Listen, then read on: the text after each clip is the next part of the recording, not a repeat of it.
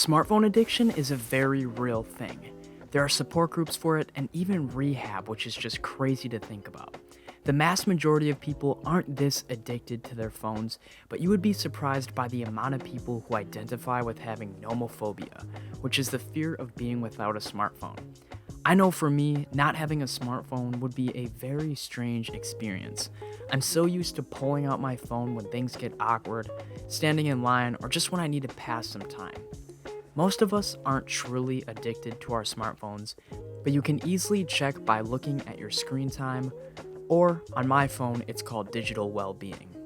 I tend to spend on average about an hour and a half on my phone every day, which with a quick Google search, I was able to determine that that is indeed the average.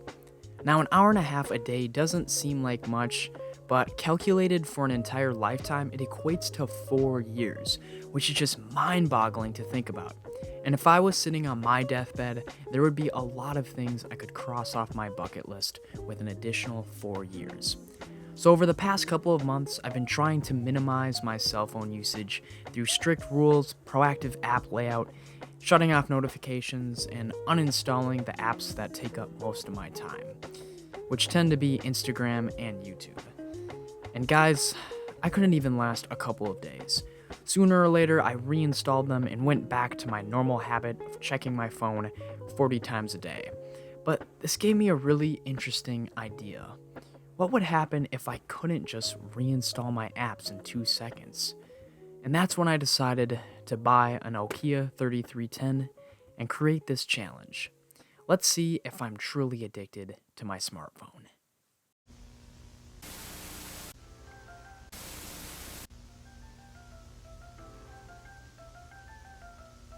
When I decided to fully commit to this crazy phone challenge, there was no other choice than the Nokia 3310. It's such an iconic, infamous phone for so many reasons. It was released on September 1st, 2000, meaning it's nearly 20 years old. And to put that into perspective, I was just chilling in my mother's womb at this time. It sold over 126 million units and had a ton of cool features like SMS text, a truly iconic ringtone, came in several different colors, had Snake, and is probably the most durable phone in history. So as much as I would have loved to pick up an iconic 2000s Nokia 3310, there was one minor problem. There aren't any carriers who support this phone anymore. The Nokia 3310 uses 2G.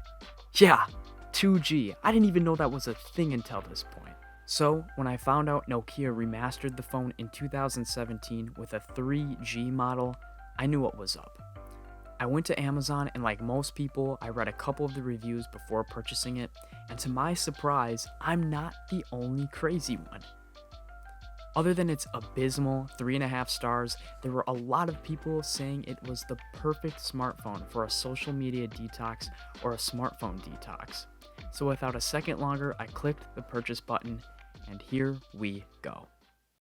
So guys, the challenge is going to be trying to survive an entire week with just this Nokia 3310.